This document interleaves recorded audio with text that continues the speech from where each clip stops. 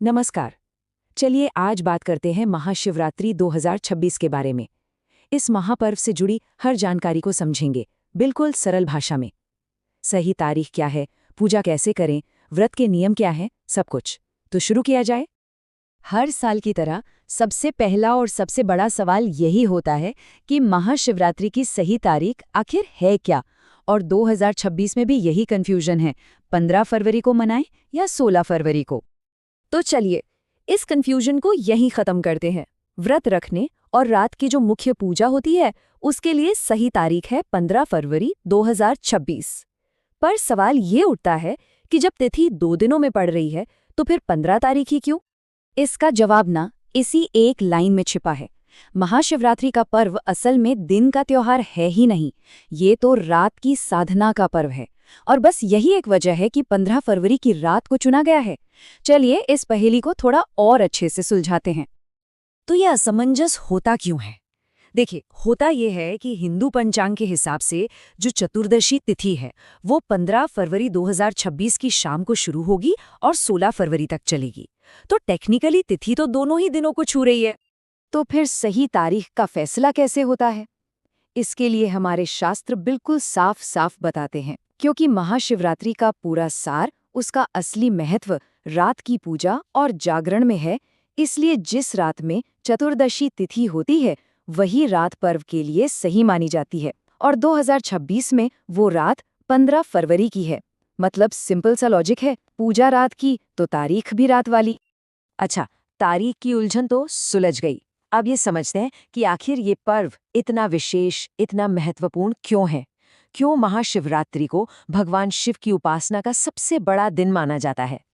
इस दिन के साथ ना दो बहुत ही अद्भुत कथाएं जुड़ी हुई हैं। एक तरफ तो ये माना जाता है कि इसी रात भगवान शिव और माता पार्वती का दिव्य विवाह हुआ था, जो सृष्टि में प्रेम और संतुलन का प्रतीक है। और वहीं दूसरी तरफ ये वो दिन भी है जब भगवान शिव ने समुद्र मंथन से निकले हलाहल विष को पीकर पूरी सृष्टि को बचाया था और नीलकंठ कहलाए थे। मतलब एक तरफ मिलन है तो दूसरी तरफ त्याग। लेकिन महाशिवरात्रि सिर्फ इन कथाओं तक ही सीमित नहीं है। असल में ये एक मौका है व्यक्तिगत साधना का, अपने मन पर संयम रखने का और थोड़ा रुककर अपने अंदर झांकने का, आत्मचिंतन करने का। ये रात सिर्फ बाहर का उत्सव नहीं, बल्कि भीतर की एक गहरी यात्रा भी है। चलिए अब जरा प्रैक्टिकल बातों पर आते हैं। देखते हैं कि इस खास दिन पर हम घर पर ही बहुत ही सरल तरीके से भगवान शिव की पूजा कैसे कर सकते हैं। देखिए, इसके लिए किसी बहुत मुश्किल विधि की जरूरत नहीं है, बस मन में सच्ची श्रद्धा होनी चाहिए। ये एक बहुत ही सीधी और असरदार विधि है। सुबह नहा धोकर साफ कपड़े पहने, फिर शिवलिंग पर जल और दूध चढ़ाएं। बेलपत्र, धतूरा, फूल जैसी जो भी चीजें आसानी से मिल जाएं वो अर्पित करें।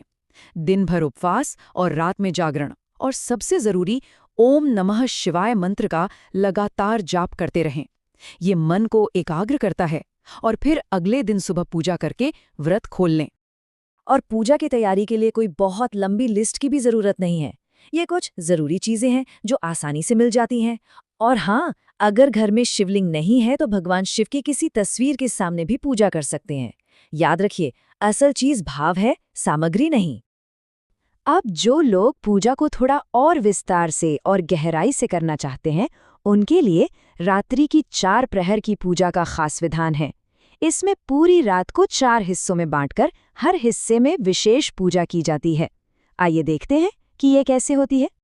ये जो आप टेबल देख रहे हैं, इससे पूरी रात की पूजा का क्रम बड़ी आसानी से समझ आता है। शाम को अभिषेक से इसकी शुरुआत होती है, फिर आधी रात के करीब दीप पूजन और ध्यान किया जाता है, और सुबह होने से ठीक पहले आरती के साथ पूजा का समापन होता है।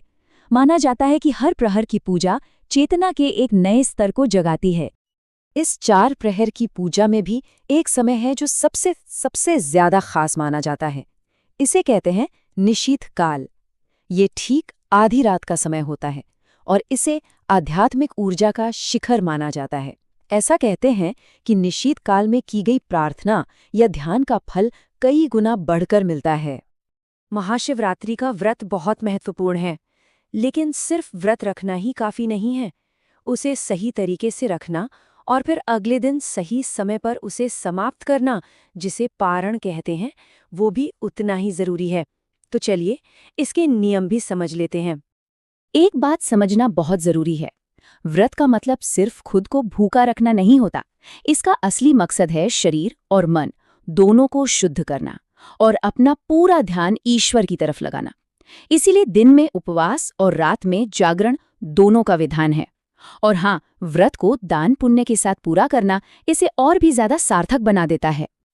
और अंत में इस पूरे पर्व का, इसकी पूजा, व्रत, जागरण, हर चीज का सार इसी एक मंत्र में समाया हुआ है, ओम नमः शिवाय।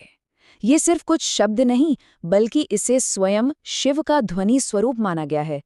तो इस महाशिवरात्रि क्या हम सब इस ध्वनि के गहरे अर्थ पर थोड़ा ध्यान लगाकर अपने भीतर एक शांति का अनुभव कर सकते हैं? इस पर विचार जरूर कीजिएगा।